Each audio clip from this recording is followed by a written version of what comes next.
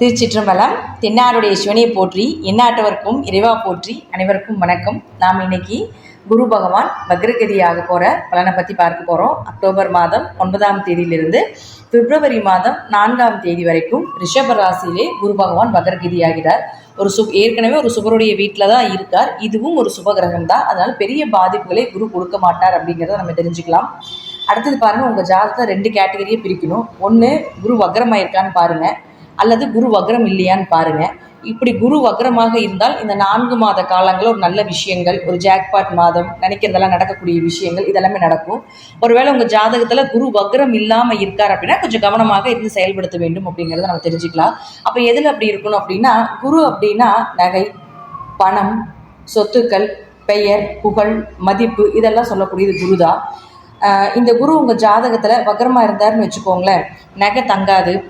அதே போல் பண இழப்புகள் நிறையா இருக்கும். நகை எடுத்தீங்கனாலும் ஏதாவது ஒரு அடமானத்துக்கு போகும், விற்க வேண்டியது இருக்கும். நகை போட்டாலே ஒரு பாதிப்புகள், நெகட்டிவ் நிறையா வரும். இதெல்லாம் குரு உங்கள் ஜாதகத்தில் ஈஸியாக வக்ரமாக இருக்கார் அப்படிங்கிறத தெரிஞ்சுக்கலாம். அதே போல் குழந்தைகள் சார்ந்த ஒரு அவமானங்கள், குழந்தைகளுக்கு எது செய்ய முடியாமல் இருக்கிறது, குழந்தை தடை ஏற்படுறது, குழந்தை தாமதமாக பிறப்பது, அது எல்லாமே உங்களுக்கு குருவினுடைய தன்மையில் வந்துடும்.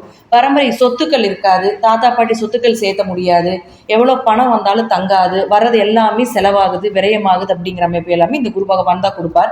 எங்கே போனாலும் பெயர் புகழ் இருக்காது. அதே போல் உங்களுக்கு நீங்கள் யாருக்கு என்ன நல்லது செஞ்சீங்கனாலும் திருப்பி பலன் அப்படிங்கிறது ஒரு துளி கூட கிடைக்காது. இது உங்கள் ஜாதகத்தில் இயற்கையாக குரு கெட்டிருக்கும் அப்படிங்கிறத நம்ம தெரிஞ்சுக்கலாம். இல்லை அப்படின்னா உங்கள் ஜாதகத்தில் குரு நல்லா இருக்கார் அப்படின்னா என்ன மாதிரி பலன்களை கொடுப்பார் அப்படின்னா, பரம்பரையாக சொத்துக்கள் சேர்த்தக்கூடியவராக இருப்பார். 2 தலைக்கட்டு 3 தலைக்கட்டுக்கு வர்ற வரைக்கும் சொத்தை சேர்த்து வச்சிருப்பாரு. அதே போல் நகை தங்கும், நிறைய நகை வாங்கி வைக்கக்கூடிய ஒரு அமைப்பு இருக்கும். நிறைய நகை சேர்ந்துக்கிட்டே இருக்கும், வாங்க வாங்க வாங்க வாங்க சேர்ந்துக்கிட்டே இருக்கும். குழந்தைகள்னால நல்ல ஒரு வளர்ச்சி, மகிழ்ச்சி, குழந்தைகளுக்கான தேவைகளை எல்லாமே பூர்த்தி செய்யக்கூடிய ஒரு அமைப்பு. இதெல்லாமே இந்த குருவினுடைய தன்மையில் குரு உங்கள் ஜாதகத்தில் நல்லா இருந்தால் இதெல்லாமே நிச்சயமாக நடக்கும். இதிலிருந்தே தெரிஞ்சுக்கலாம் உங்கள் ஜாதகத்தில் குருவினுடைய நிலை, குரு நல்லா இருக்காரா நல்லா இல்லையா அப்படிங்கிறத நீங்கள் தெரிஞ்சுக்கோங்க. இப்போ நாம் ஒரு ராசிக்கு உண்டான இந்த குரு வக்ரகதி என்ன ஆவார் அப்படிங்கிறத நம்ம பார்க்கலாம். கும்பராசி. கும்பராசிக்கு ராசி அதிபதியே வக்ரமாகிறார். ராசி அதிபதி யார்? சனி பகவான். அவர் ஏற்கனவே வக்ரகதியில் தான் இருக்கார். இப்போது அதுவும் உங்களுடைய குரு அப்படின்னு சொல்லக்கூடியவர் 2 மற்றும் 11ஆம் அதிபதி. பண வர இடம், லாபம் பெறக்கூடிய இடம், குடும்பம், உங்களுடைய பொருளாதாரம், இதெல்லாத்தையும் உங்களுடைய வாக்கு இதெல்லாத்தையும் சொல்லக்கூடிய ஒரு கிரகமாக இருக்கக்கூடிய குரு பகவான் 4ஆம் வீட்டில் வக்ரகதி ஆகிறார்.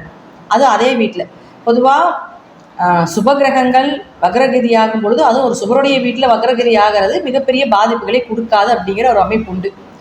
அதனால் உங்களுடைய ராசி அதிபதியான சனி பகவான் ஒரு பாவ கிரகம், அவர் வக்ரமாகிறார் இல்லைங்களா? அப்போ அதை தான் நம்ம ஃபஸ்ட்டு கன்சிடர் பண்ணிக்கணும். அப்போது இந்த குரு அப்படின்னு சொல்லக்கூடியவர் பாருங்கள், உங்கள் ஜாதகத்தில் வக்ரமாக இருந்தால் பணம் வரவு எங்காவது வெளியே கொடுத்துருக்குறீங்க, அது வராமல் இருக்குது அப்படின்னு நினச்சிங்கன்னா கண்டிப்பாக அது வர்றதுக்கு உண்டான வாய்ப்பை ஏற்படுத்தி கொடுப்பார். பேச்சால் எல்லாத்தையும் சுற்றி வளைக்கக்கூடிய ஒரு அமைப்பு, உங்கள் பேச்சு கேட்கக்கூடிய ஒரு அமைப்பு, பொருளாதாரம் கொஞ்சம் சிறப்பாக இருக்கக்கூடிய ஒரு சூழ்நிலைகள், பணம் தடை இல்லாமல் வரும், குடும்ப ஒற்றுமையும் கொஞ்சம் சிறப்பாக இருக்கக்கூடிய ஒரு அமைப்பு, பொருளாதாரத்தில் ரொம்ப டவுனாக இருந்தீங்கனாலும் கூட ஓரளவு சரிப்படுத்தி கொடுத்துரும். அதே பாருங்கள், 11ஆம் அதிபதியும் குரு ஆகிறார். அப்போ லாபங்கள் இருக்கிறத விட கொஞ்சம் அதிகமாகிறது.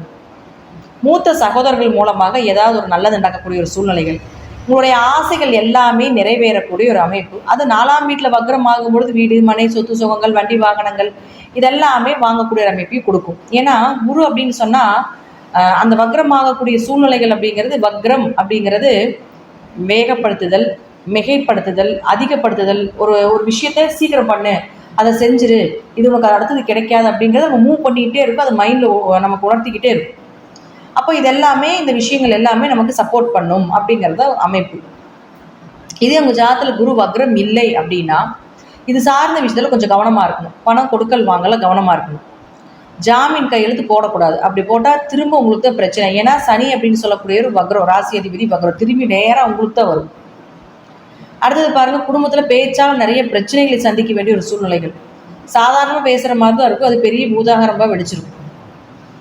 அதனால் ஒரு பிரிவினைகளோ சண்டை சச்சரவுகள் அதிகமாக வேண்டிய ஒரு காலகட்டங்களோ ஏற்படுத்தி கொடுத்துரும். பொருளாதாரம் கொஞ்சம் சிறப்பில்லாமல் இருக்கிறது, நார்மலாக போகக்கூடிய ஒரு சூழ்நிலைகள்.